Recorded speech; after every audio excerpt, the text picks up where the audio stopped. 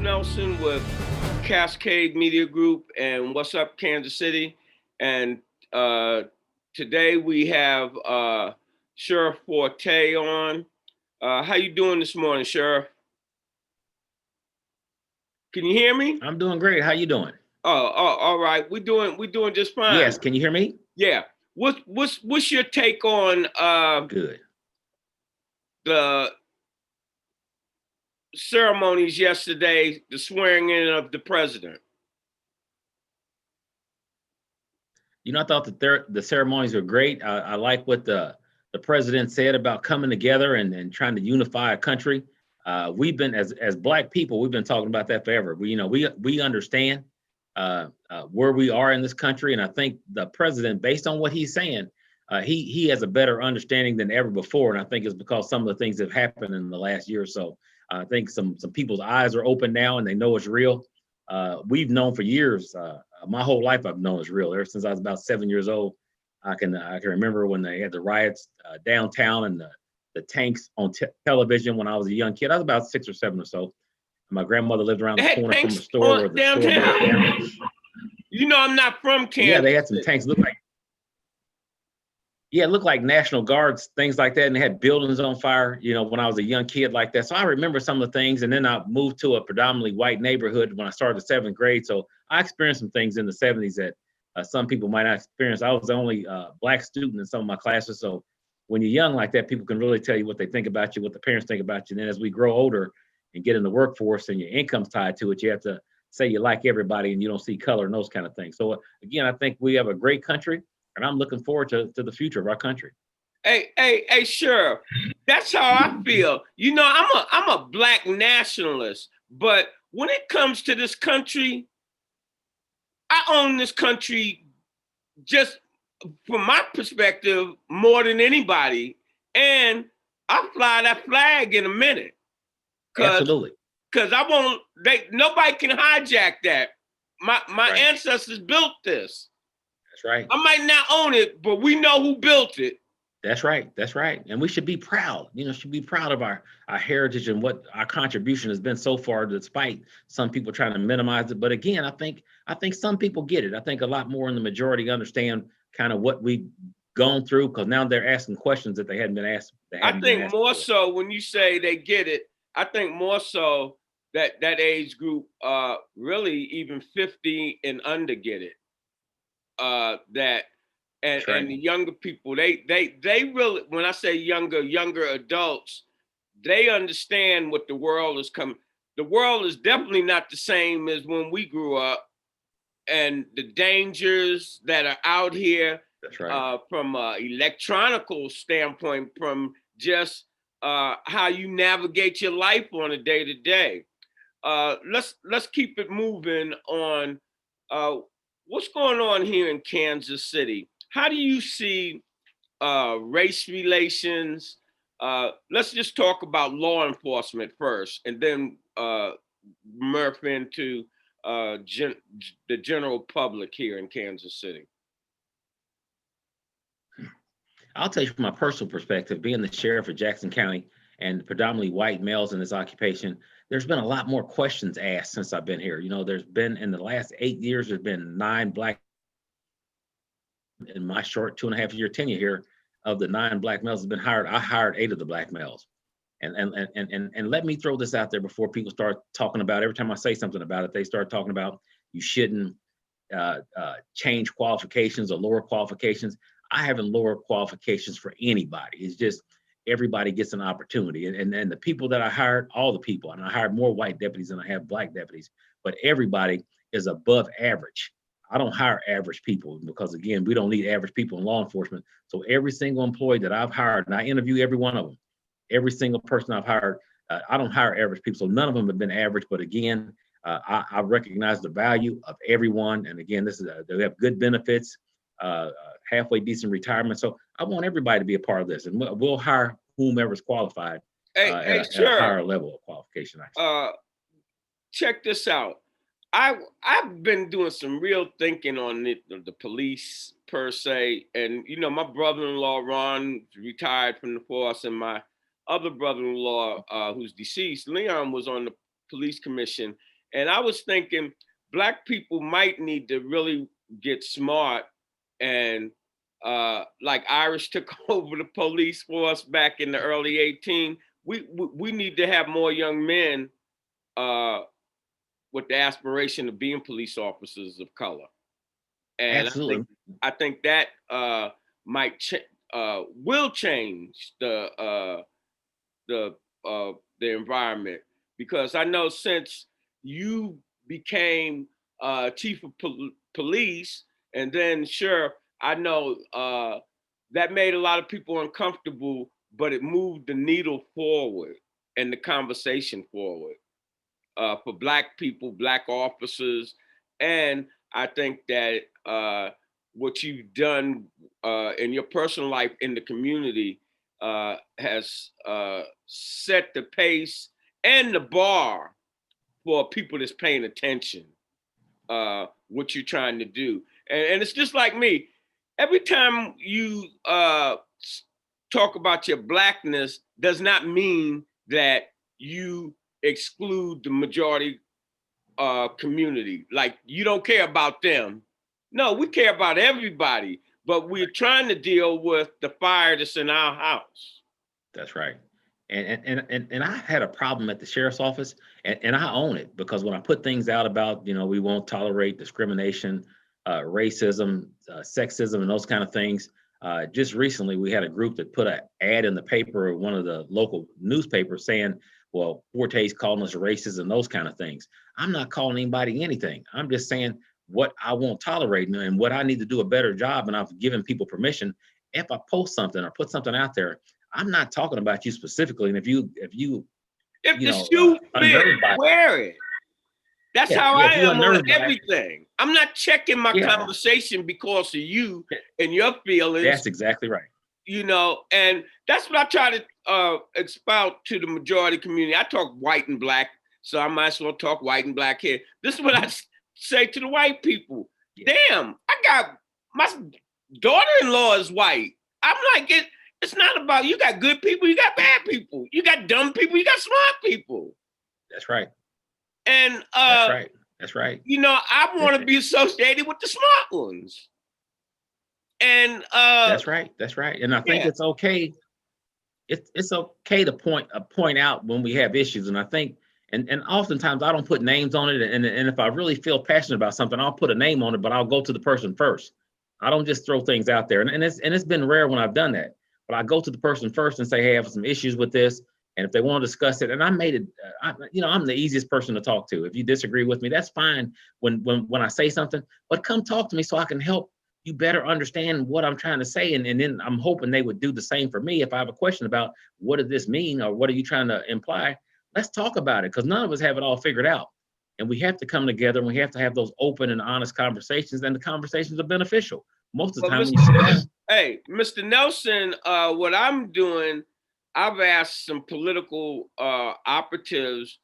I want all our Black officials under one roof so that we can discuss. I'm saying the Black county execs, the city council that represent our district, and the state people. And I feel that our community has not been on the same page with all three of those branches, and it's not working for us. When you were young, how Freedom Inc. They had all those branches together. That's right. And they had a strategy for the community. And I don't like harping on things, but what wound up happening, different individuals got in the seat, and then they start taking care of themselves, and then weren't taking care of the community. And then the whole political partnership with county, state, and what have you fell apart, because the politicians, they was like, hey, I'm doing my part, sacrificing this and that for the community, but I see you using this to help yourself and not what we planned, and that fell apart. So we need to sit back down and have a powwow so that we can have one voice that is speaking for the community on the county, the city, and the state. And that hasn't happened in the Black community, I don't feel, in the last quarter century.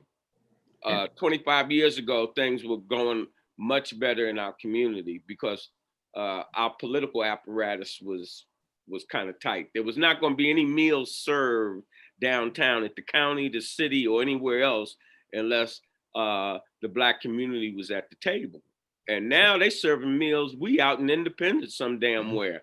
They serving meals every day and we're not at the table. But just like with the nation coming together under Joe Biden and Harris, I think Kansas City can do the same thing. We've been through some real rough times economically and psychologically. What do you have to say on that? Yeah, we're resilient, and I'll talk about the Black politicians here. You know, and what I've seen from being at the county for 2.5 years, and I'm still a novice coming into county government. It's totally different for me, totally different from the city and me being a police chief and reporting to a board. And now I report to the citizens, which is a great feeling. I said a lot of things that I wanted to say as police chief, even as a new police officer in 1985. I talked about racism when they talked about in training, and we had great training at Kansas City, and I think they still do. About you want to go home every day. They harp on that every day. You want to go home every day. And my question back then is, don't you think other people want to go home too? So I was a little ahead of time, and people come to me, Black and white, over the years saying, hey, you might not want to say that publicly. And you know, I believe in God, and I've always believed in God since I was a kid. So I'm not worried about trying to make man happy. You know, people thought I wasn't going to be the police chief. 47 people put in for it. It was God that put me there. You know, and God got me ready when they didn't hire me when I was 21 when I applied. And I remember sitting on my mom's living room floor, tears coming out of my eyes, thinking, what are they looking for? I don't smoke, I don't drink, I think I'm a good guy. But I know had they hired me when I was 21, I wouldn't be here today. I was out of control, still having fun. And they sent me a letter that said I could never reapply. I went back a year and a half later, like nothing was going on, like I didn't pay attention to the letter. Like what letter? I got no damn letter. And I was hired as a fill-in. They called me, I remember the date, August 19th, 1985, and said, can you make it in a week? We have some people that can't make it and we're trying to find a spot. I said, I can make it today. And you know what? I've had a great career because I've had some great people around me. And I want to, again, give a shout out to the Blacks before me on the police department. They went through hell. If I did in 1985, and that's just 15 years, you know, after 1970. So you know what they were going through there. And I saw what some people had gone through. It was a lot of Black qualified commanders that could have been chief before me, but they were knocked out for a whole bunch of reasons. Racism. Well, that's like Bruce Watkins when he ran for mayor. That really took him out the life. He was so just because you know I lived in the neighborhood. He was so distraught. Really, that smacked the whole Black community down that election. And go ahead. But a lot of our leaders like that, they were trailblazers for people like me. You know, I can and I won't name them all off because I'll miss some of them. But all the people before me that I watched as a police officer, a sergeant, a captain, a major, a deputy chief, all the people I watched to get passed over, even for promotions, God set it up for me. And that's why I didn't want to waste that opportunity. That's why when I got the mic, and just like I have the mic now on the platform, I'm going to talk about some things I can talk about because I don't care what people think about me or what they're going to do to me. I want people to like me, but I don't make decisions based on how many people like me, because I don't want to waste this opportunity in 12 or 15 years and I'm not here talking about I shoulda, coulda, woulda. When I get the mic, I'm going to talk about some things that might make some people feel uncomfortable. And I'm still growing. You know, I'm still growing. I don't say everything that I want to say. My mom taught me that. She's still alive, and I don't want to do anything to embarrass her because I want to say some things that I think might get some things stirred up. But that's me. Charles Hasley. Charles used to call me the static man. He said that damn Nelson, he's static man. I'm like, you damn right. One of you know how you rub your feet on the carpet and then touch something in the spark? I'm trying to spark a fire up under my community. And I tell people sometimes, I got my best friend lives in Arizona, and I call him sometimes, say, man, I'm gonna put this out today. And I said, because things been too quiet. I think people are forgetting about what we're here for. And he said, man, you already know, I think about, where I don't want to be in life. Not just, it's easy to make goals and set those goals and say, this is where I want to go. I think about where I don't want to be. And I don't want to be sitting around, 10, 15 years from now saying I shoulda, coulda, woulda when I had the platform. Because after I'm gone, very few people probably gonna listen to what I say. So I'm gonna get the mic now, and we're gonna talk about racism. We're gonna talk about racial profiling. That's real. Everybody's not doing it, but that's not good enough. Hey, Sheriff, this I seen something on Facebook with one of your officers or something. Seem like you be putting them out front, the ones that's really popping it. Give some of your good officers, give them the shout out that I think you might have been doing something once a month. I don't know, but I'll be seeing you with an officer. You know, I'm in the media. I'm like, Sheriff is giving this guy his props. But I do it on a regular basis from the first week I was here in May 2018. I always catch them doing things good. I put them out there on a regular basis. And I asked somebody when they came to me recently and said, you know, we had some concerns about, you know, you putting a tweet out there about this, about racism. I said, if you think I'm talking about you, you might want to self-reflect. I'm not talking about anybody individually. I said, you go look at all my posts on social media. All of them have been positive. I talked about, you know, we've had racial profiling, sexual harassment lawsuits and discrimination lawsuits, and we'll get more because that's just the business we in. Don't mean we did anything wrong, but we'll get more. And I'm telling people, I'm not talking about you, but I will not be quiet about racial profiling, sexual harassment, discrimination. And I'm going to hire some Black people. I told them early on, I'm going to hire some Black people, and I don't have to qualify that with they'll be qualified. I'm hiring Black people like I hire other people. So people don't want to hear that sometimes, but most people get it. From the ones I've talked to around the police department and the sheriff's office, they get it and they understand. They have no problem with it. But the ones that want to make noise, the ones that contribute the least, make the most noise. Yeah, they make the most noise, and it's just a few of them. Most people get it, and we have great people at the sheriff's office. We have some great people at the sheriff's office, but we still have some people that not up to the level that they need to be. We have some people that shouldn't be here. We have some people that can't even testify in court. Hey, Sheriff, let me interrupt you. See, my mind be going all over the place, and I wanted to interrupt you earlier on this. You said something about God. See, I'm not a Jesus man. I'll let everybody know about that, but I'm a spiritual man, right? Mm-hmm. And you said you wouldn't have been there without God. That's my exact sentiment. People be saying, Carlos, how can you say you don't believe in this, but you keep the spirit has no name for me. And they had a play called Your Arms Are Too Short to Box with God.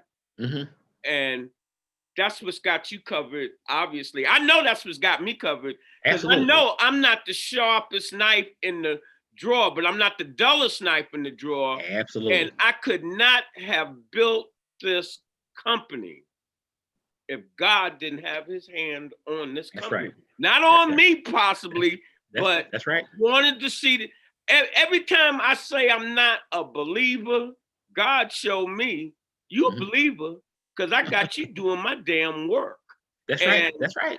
And when the people be coming down on me, I be like, well, I don't want to do this, but I'm carrying the cross that the man done put on me because obviously they feel I can carry it. That's right. That's right. I feel good every day. I wake up. I got to tell myself when I get up at 4 or 5 sometimes, don't go to work yet. You know, and I'm a workaholic, and that's a problem. I work all the time. That ain't no problem. You getting your community's work done. That's right. And I'm tired at night, and I sleep well at night. And I wake up saying, what can I do today? What do I need to do today? You know, to reach out to someone. I try to meet one new person every day. Back in 2016, I looked at my phone. I had 1,600 contacts in there. And my goal is to meet somebody new every day. And I always ask, is there anything I can do to help you? And if you know anyone else I can help, please let me know when I reach out to them. I love serving. I do. I just love serving. Tell me this, Sheriff, what's happening over at the county? Let me tell you this. I don't know. I haven't been over back in the 80s and 90s when Bill Waris and a couple of them was in office. I knew everything because I was contracting and doing things in the county. But now I just sent, my media people just sent all the county legislators invitation to come on the show. I've been hearing all kinds of stuff about Troy Schultz, and I'm not dragging you in this. I'm just putting this out on the air so people will know. And I'll tell you, Troy's been responsive. You know, anytime I call him, he's been responsive. He's been open and honest to me. And even when I was over the budget at Kansas City when I was a deputy chief, a $240 or so million budget, I could pick up the phone and call him. We could work things out. So I've always had a high level of respect for him. But when I came over to the county, and I think people kind of thought I was weak or soft, I was going through some medical issues, once I got in here and things like that. But my first meeting after I got to jail, and I think it was like the 16th of January, they had a legislative meeting. I was across the hall when they were having this meeting, and I was given a deposition about some stuff happened before I even got to the sheriff's office. So it wasn't that I dismissed the meeting. I was across the hall in a deposition. So when the meeting was over, I came over to the legislature, and these were the comments that people had said in front of me. Well, I don't know what the sheriff's gonna do with the jail. Nobody's talked to me. I had 16 days. So I knew then, and then articles in the paper were saying the legislature's not satisfied with the sheriff. So I already knew that mess was going on. Then I got several months after that or so, I got a letter from the chair. I went to a meeting, got a letter from the chair and said, you can't speak unless you're on the agenda. And I watched people, they called up there, but I think they thought I was going to say something they didn't like, so they didn't call on me. But later that day or the next day, I got an email saying, this is not like the city, you can't speak. And then the next time I went, they were talking about I was making women disrobe at the jail before they got in there. And we changed the policy, and that's been in place for 2 years before that we don't care what you're wearing, you just can't get in if you can't pass through screening. But they made it look like, and somebody started calling it Broadgate. And to me, that was very offensive because a black male being accused of making white women disrobe. And then they called a hearing on me. They called a hearing, said, we want you at the hearing. And then this is the legislature. And I'm not mad at them, but I'm just telling you what the facts are. They called a hearing on me, and they somebody asked me what day, this the day we're going to have the hearing. So I can't make it. I'm already scheduled to do something. They put out publicly, we having the hearing this date because it accommodates the sheriff's schedule. Well, that told me something then. I'm thinking, oh, that's the kind of game. So I went to the hearing, and this is what I got at the hearing. You can go back and look at the tape. Well, you need to do something to accommodate them that's wrong. And they had people out on the front of the courthouse protesting. The legislators went out there to protest with them. I don't say protest with them, but they were among the crowd. Yeah. I'm thinking, nobody called me and said, hey, what's going on with this thing? And then it just went away. It just went away because people start getting answers and think, oh, we didn't know that. So it just went away. So that told me something. Sure. Anytime that type stuff happening, you got the microphone. And I'm putting you on Front Street, bro. I told you should have your own show on our network where you come on. But see, the thing about that, when I was going through prostate cancer, I can't swing at every ball thrown my direction. I was thinking that and this is when that happened. This is when I was just finding out when they did all this. So then something told me, hey man, you got to focus on getting better. I'm better now and I'm ready to fight, but not fight everything. And I'm not here to fight. Me and you share that burden. And boy, when you say that, you didn't tell me that at first but after I started having my treatment and stuff, and we started, but man, people really don't know. I know. I'm just getting back to normal after, and well, I ain't gonna say, when you feel anywhere near better, you're not normal, but you're not in hell. and I thought I was normal a few months ago. And then as I got better, I'm thinking, man, I still got a ways to go. Because anytime you get hormone therapy like I did, it sapped my energy. I was sitting at Independent Shopping Center. Let's say like we did. Yeah. When I was sitting at Independent Shopping Center one day when I was going through this thing, and I was so exhausted, I'm thinking, man, I won't know if I need to call somebody or call an ambulance. I was drained sitting in the parking lot. I sat there for an hour. But you know what? When I went through all that, I didn't miss a single day of work. Even my radiation, I didn't miss it. I haven't missed a beat. People wouldn't even know. See, I had to live in my office because you cannot be too far from a bathroom right after your treatments. I couldn't even make it from the doctors on the highway. I had to stop on the highway and use it on the side. So and most of us have gone through that. I perspired so badly I could go like this with my short hair and get water out. I mean, it was miserable. Hey, while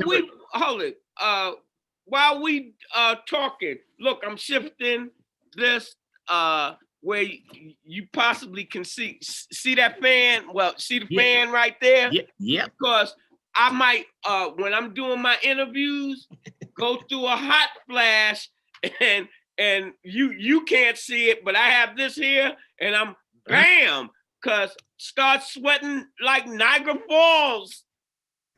I had a fan about this size with a little blade on it. I carried it with me everywhere, and it was, you know, you couldn't really tell. It just had a little blade, and I pulled it out different places because I was miserable. People just don't understand. So I didn't want to fight a whole. I wanted to use my energy to get better.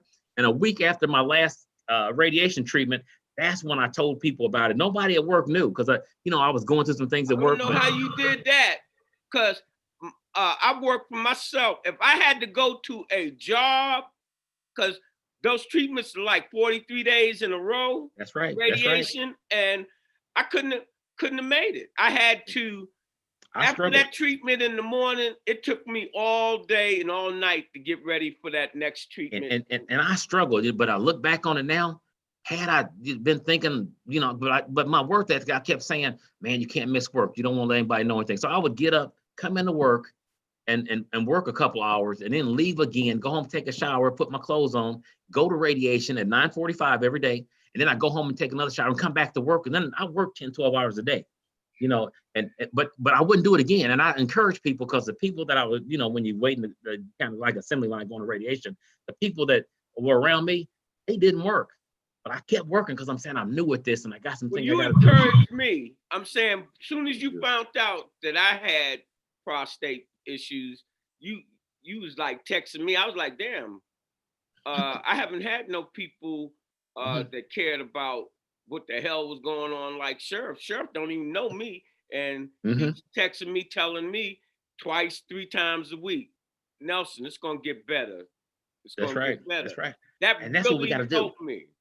Well, thank you. That's what we really got to do. Helped me, because something you don't want to deal with. When I brought up Troy's name, I brought his name up for a reason, because what I hear over in the city, that the county has the purse strings, and that there's conflict and with different politicians or different whatever, and the money is being held up to do some projects that need to be done. And that's the reason why we asked all of them to come on the show, because I think all of this stuff has got to stop. And it's not just Kansas City.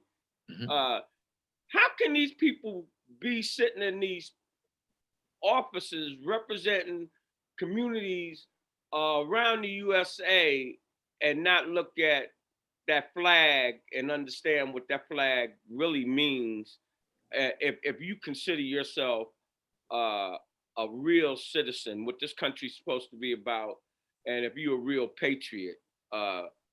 Real patriots, they put the country before they put themselves. And as I said, I'm a Black nationalist, but I put the country, as much as this damn country has done to Black people, I still put the country first.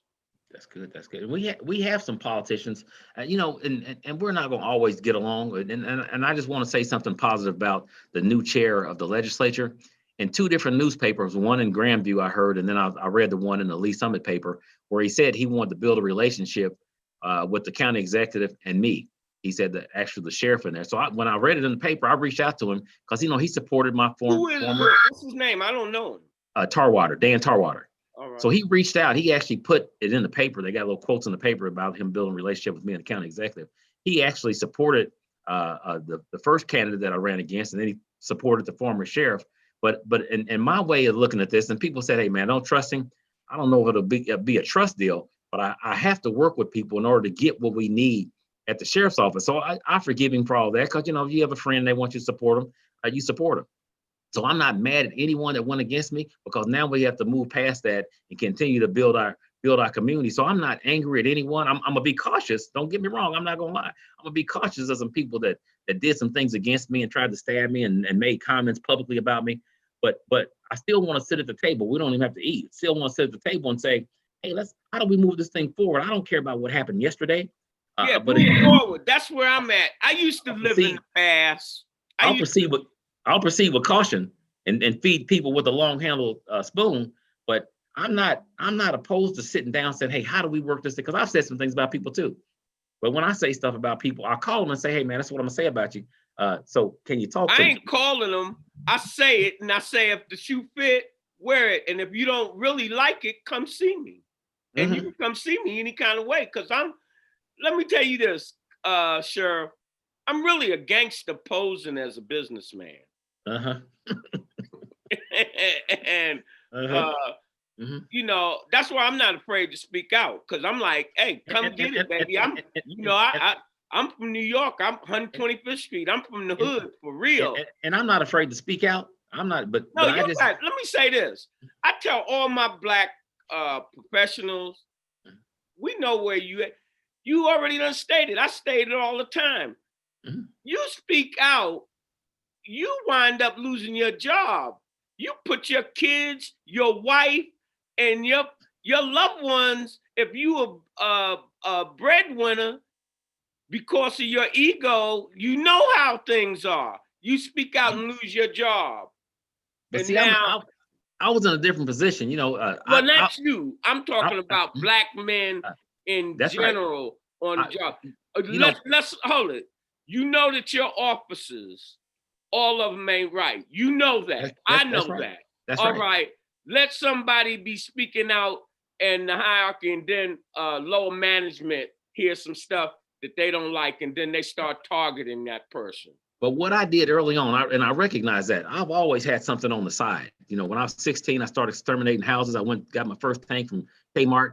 But in 1985, when I joined the police department, I saw how things were in the police department. So in 1987, I went and got my pest control license, technician license. So I knew then, I should tell my wife back then, I got married in 87. I said, we're going to be okay no matter what, because and then bed bugs and termites came out after that, where you can make a lot more money. So to this day, I haven't used them for anything. To this day, I still carry my pest control insurance and my pest control license, and I'm licensed in both Kansas and Missouri. I didn't just get a reciprocal license. I took the test over in Kansas, because they took my Missouri license. I can still do stuff in Kansas right across the road there.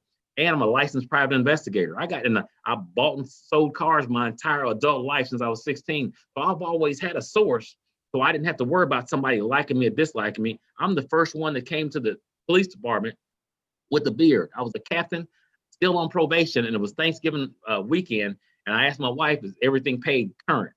She said, yeah, everything's current. I said, I'm going to work Monday. I'm not shaved anymore. I got pseudofolliculitis. I'm not shaved anymore. They can do what they want to do. Some other black people said, you don't want to do that because they're going to come after you. I'm thinking, I got pest control thing. I got money in the bank. So we're going to be okay. I talked to an attorney. He said, go to work, make them send you home. Because he said, they should know better. Make them send you home, and we'll get you a check. I remember getting on Thrifty Nickel, trying to see if they got any Corvettes in there. I'm thinking, I'm going to get me a Corvette. And what they did.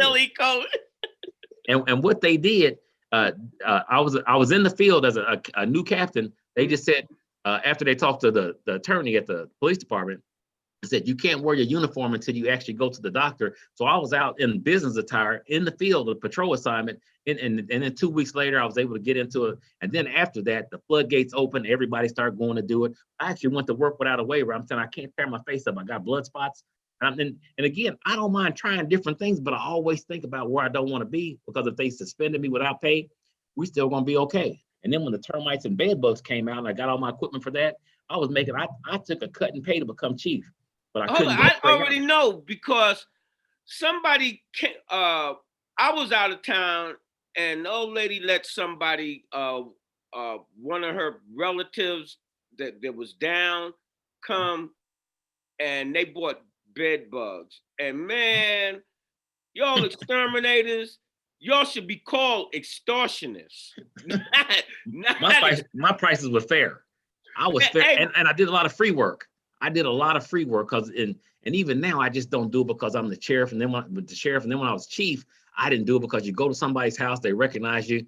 And then when you do free work, everybody wants something free. So when you go tell the pastor, hey, just let me know if you know anybody now, everybody know it. You go there and they, everything's like they got money. So they start using me, but I'm the type saying, I just want to serve. And again, when you talk about bed bug eradication, you're talking about big money.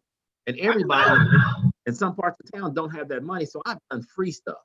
Because I've been blessed and I feel good about talking to people. I go to somebody's house and I might talk to them 2 hours after the treatment. I just love talking to people. I learn so much from people.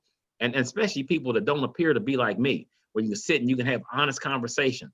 And when you're doing stuff free, you can still say what you want to say. When at the end of the day, then you can talk about politics, you can talk about whatever. I think nobody's. I don't say the art of conversation is lost in America, and it's definitely lost in our community. I try to talk to people about different things. They just think I'm talkative. It's more so that I'm trying to impart some information on you that you really need. You're not trying to listen, but then when the hammer comes down on you, I'm saying whether it's economics or whatever it is, then you like, why am I here? You in this situation because you've been looking at too much TV. You've been swallowing too much other people's Kool-Aid. Right. You're not paying attention to what's really matters. And then everybody wants to talk about the problem because you haven't really put your mind to solving the problem. And it's a vicious circle. Self-development. I spend an hour every day. Self-development, an hour every day. I'm not the brightest person in the world. And I recognize when I was young, it took me 4 years to get out of a 2-year college. I went to Penn Valley for 4 years, and I remember people talking about me, but I don't give up. I'm a 5-year man up there at Central State. That's all right. And then I went and got a bachelor's degree, and then I went and got a master's degree in liberal arts with a concentration in management. Now I have a master's degree in law. I went to UMKC School of Law, and I couldn't do that in this because, again, just doing one by itself, I struggled just being at the sheriff's office. And I wanted to give 100%, but I didn't want to quit when I was appointed right away at law school because I wanted to get something from it. I wanted to use some of those credits. So now I have 2 master's degrees, and I probably won't be able to go back because I got to give this 100%. And keeping the family together and having time with my family. I gotta pick and choose. And I love being here. I love. Do you have kids, Sheriff? Daughters, 29 and 31. All 29, right. 30, and been married, I think 34. I think coming up on 34 years in a few months. And if I had married somebody else, they probably have been gone. They probably would have been gone by now. I just caught her when she was young, didn't know better. Yeah. She was 20 Hey and man, I was 23. I had a good one. Mine, I was married 30. I just messed it up. See? I was just a damn fool. See, and we gotta admit that, and then we can move on. When we admit our I'm shortcomings. good. Me and mine, I talked to her and Thanksgiving, Christmas, that's where I celebrate with the family. Yeah, I was a damn fool. Mm-hmm. I'm still a damn fool some days. Young guys, you get a good woman, you need to behave your damn self. Yeah, a lot of times I think we take things for granted, and sometimes with our ego, we just and for me, work's been almost my everything. And I tell people, I know I'm a workaholic. I love doing what I do, and I can come stay at work 10, 12 hours, 14 hours, but I try to take it. I try to use it around when she's going to be doing something or something like that. So I try to be there. And my goal this year, not to work on the weekends. I hadn't been successful yet, but it's a new year. But and 5.5 years as chief of police at Kansas City, and over 6 years, I never took a vacation more than one a day here. And let me throw this out there too. People talk about all the money I got when I left. It wasn't because of comp time. If I would have put in comp time for everything, they'd owe me $3 or $4 million.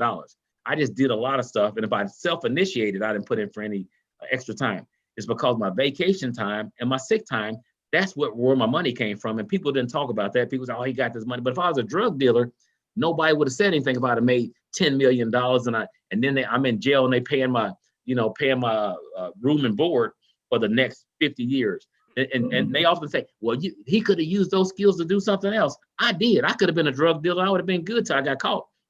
I was a drug dealer and all of that stuff. And I'm so damn, I'm so sorry for damages that I did when I was a young man. But in retrospect, I look at America, I look at the situations that I grew up in, and I did what I knew how to do. I felt that I was in a box. When I came to Kansas City, my father-in-law really showed me, and I went to college and had men around me, but really showed me what a real man was about. Man, my mother-in-law, she didn't pump gas in the mornings. He had that car cleaned off if it was snowing, had it running when she came out to go to work. Right. I'm saying, and it taught me a whole lot. But a lot of times you got to be around a mentor or someone that you can see what the next step you should be doing. That's right. What our kids see is that drug, or they see that outside, and we have to have more males, but it's so hard because the males that are the economics prevent a lot of things turn these lives sideways. That's right. And some of that can be corrected if we have good political leadership in our community.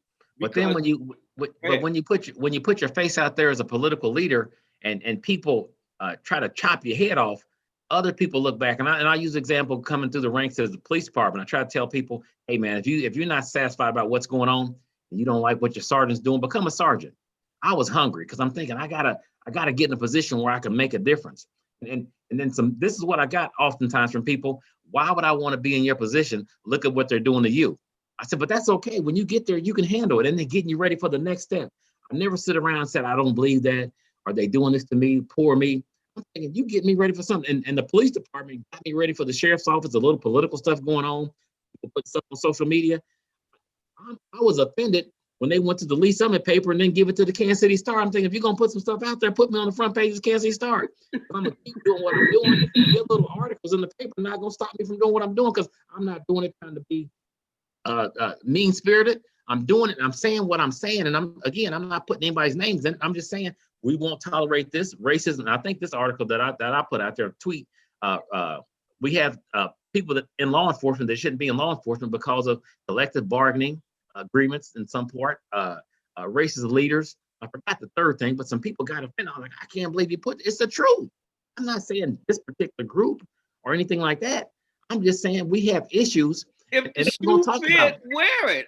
That's right. A lot of times I'm talking on camera or whatever, and I'm saying something and people think it's my opinion. No, I'm putting what I know to be a fact out. That's and right. Now you saying that's how I feel. I might not even feel that way, but if the shoe fits, you wearing it. Why are you even asking me? Because if you was to say, Carlos, you a racist, I wouldn't even. I'm like, I'm not a racist. Yeah. Why would I even be putting out on the air? My son's married to a white person. Mm-hmm. My great grandfather is white Irish. I'm like, no, it's good people, it's bad people. It's people that want to do the right thing, and it's people that want to do other things. That's right. And then when you bring up what's really the issue in the country, I say this all the time. It's a gorilla and a white elephant in the big tent of America. And until we start really having conversation, serious conversation on all levels, things are not going to be like we, all of us. You're opposite. Even the racist white boys, it ain't going to be right unless all of us are on the same page. I agree. It's never going to be right, because you can't eradicate the people of color out of the U.S. You got to use your head. Mm-hmm. If you don't want to live in a black neighborhood, move in a white neighborhood. But this is our country. This is the Indians' country. This is everybody's country that's over here on this soil. And it's not going to change unless you're going to burn the U.S. or the planet down. And that's what I'm not understanding. Unless we just going fascist or something, and that's not going to happen. We have to have the necessary conversations, and I think all of us need to reach out and try to better understand other people, because none of us have it figured out. So I think, but we have to be open and honest about that, and not worried about what somebody's going to think. Because I think when we sit down, and we've had groups throughout my career at the police department, we're going to have some other things at the sheriff's office, where we sit down and people say they don't see color and all this kind of stuff. And I'm saying, let's just be real. And I don't want to hear that. When you tell me and you white and you tell me you don't see color, now you done started an argument with me. I'm serious. You done started an argument. How you can't see? I see color myself. And it's okay to see color. I got my mind right to put that in its space. But don't tell me you don't see color. How the hell you don't see color? And I tell people, be aware of your biases when you make decisions. Just be aware of them. You know, I'm not trying to change your mindset, change what you think about everything, but just be aware of them. Would you do this to somebody else? I mean, and everything that happens to somebody that's a person of color, whatever, not because of racism, but there's some things that are obvious. I mean, we can't water it down, and we talk about systemic racism. I just say it's racism. I mean, we try to make it sound good and say, well, you know, it's everywhere. It's in housing, banking, sports, education, but in law enforcement, it's not real popular for somebody that's at the head of the organization to say, hey man, that blue line is a bitch. Do you hear me? They be talking about telling on people, asking the hood to tell on each other. That police force, it's like mum is the word.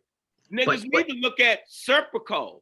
I'm from New York, where all them cops were bad. But most of the people in law enforcement that I've been around, and I have no reason to try to protect them, most of them try to do the right thing. They want to do the right thing, but that's not good enough. And I say this over and over, you probably heard it. Who would be signing up to get an airline ticket if somebody's airline's bragging about 90% of our pilots can fly? We need 100% of law enforcement to be right. And it's my job, my duty, my obligation to point things out. And again, it's hard to, you know, they talk about the racial profiling stats that we send to the Attorney General every year, you know, the data, the stop reports and things. That doesn't mean a whole lot of anything. You know, we don't need to keep getting numbers to say something's wrong.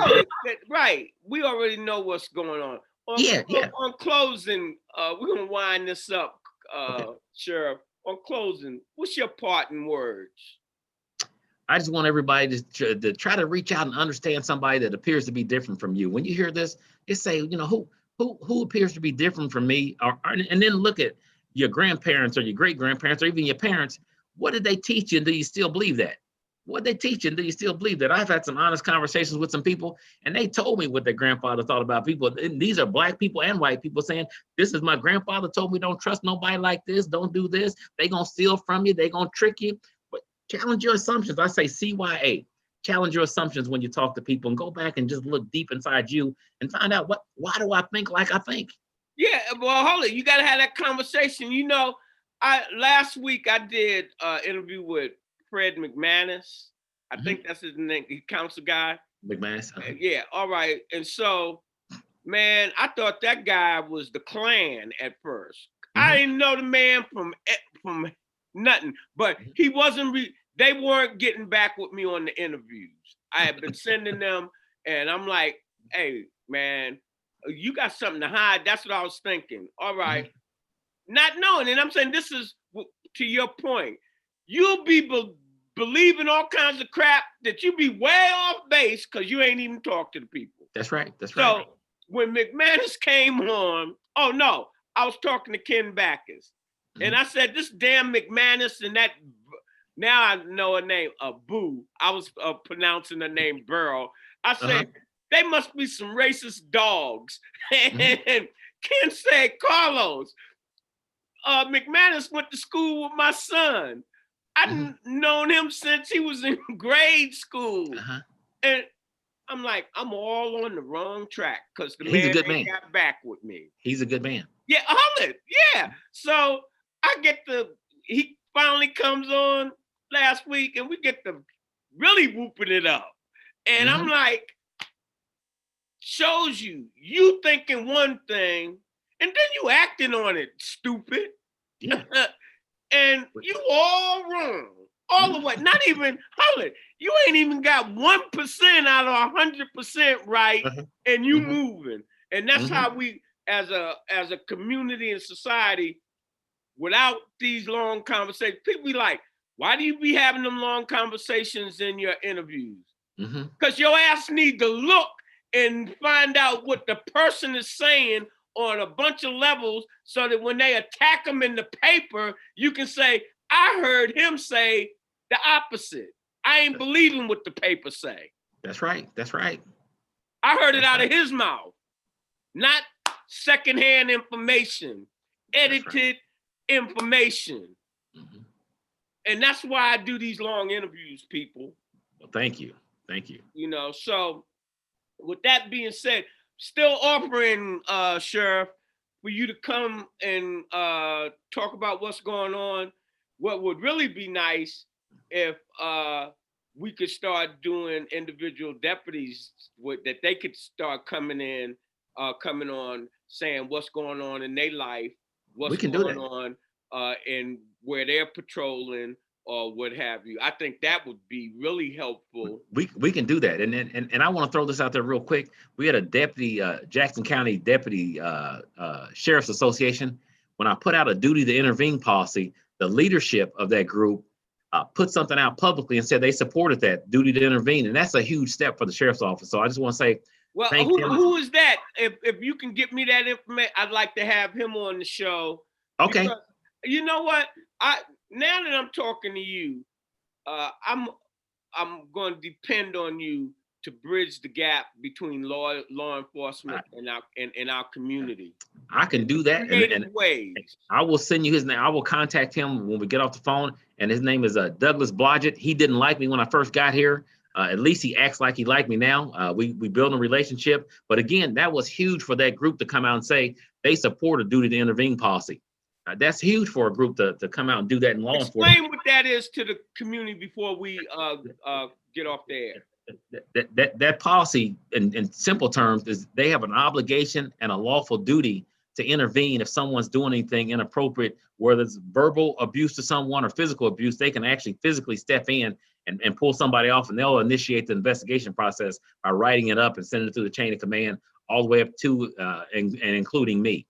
So that's a huge piece. And most of us know we have a duty to intervene anyway. And I didn't want it hidden in another policy. I wanted a separate policy to say, this is what I expect. Most people would do it anyway. But again, I don't want anybody saying, well, I didn't know. And now it takes away from even the discretion piece, because now we have a policy. So if they don't adhere to the policy and we find out they were standing there and they saw it happen, now we got a policy that we can actually start to do process. See, those are the type of things across the board, whether it's the sheriff, police, or something we have to change policies that are systemically anchored. And adhere to the policy. We can have policies, but if we don't make people adhere to them and hold people accountable from the top down, including me, we can have all the policies we want, but if you don't adhere to your policies and people just think, well, we're just doing it just so we can check it off, I want people to understand. And most of our sergeants, without any prodding, actually went back and sat down with their people saying, this is what this means. How many sergeants do you have? 18. 18? Yes. How many officers do you have in general? 106. When I was going out to my treatment independence, I used to, what is that, 435 or what? Anyway, I would see the sheriffs. Where are you located at? About 291 in Woods Chapel and Lee Summit. Right.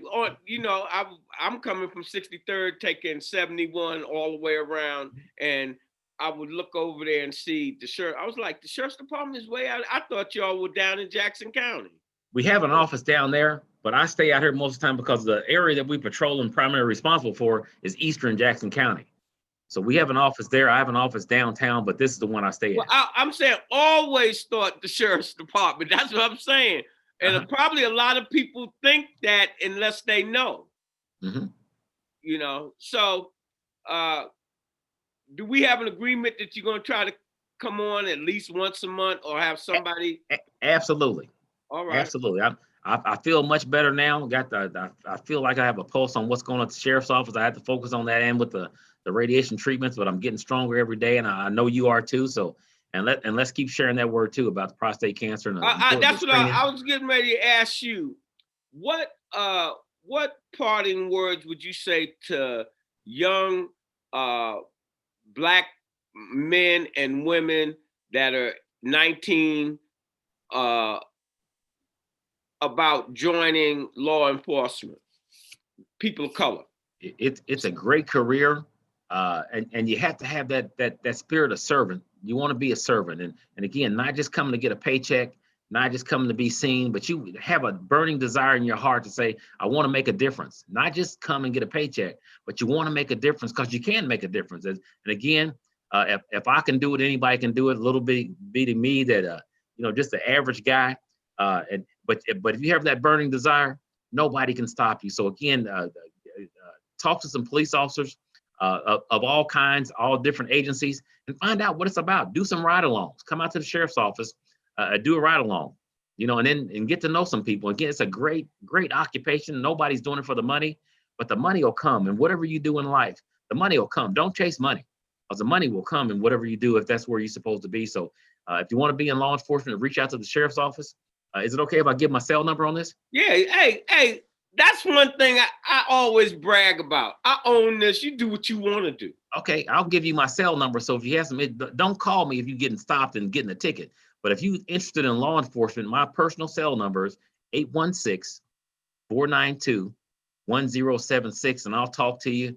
As long as you want to talk, I'll give you, connect you with some people. You can do a ride along at the sheriff's office. If you're interested in the KCPD, I have some connections there if you want to do a ride along there. But just get involved. And again, if you have any interest, and what we're trying to do is get funding to actually send people to the academy, because we don't sponsor anybody at this point, but we want to be able to pay your salary while you go to the academy.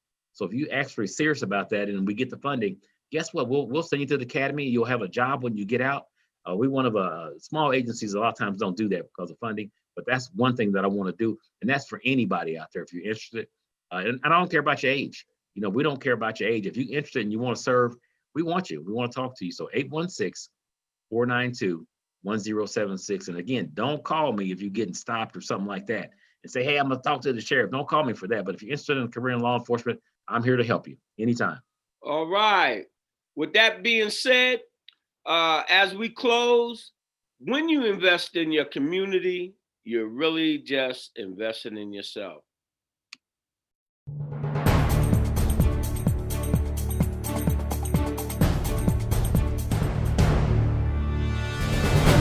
Program is brought to you by the Kansas City Business Association.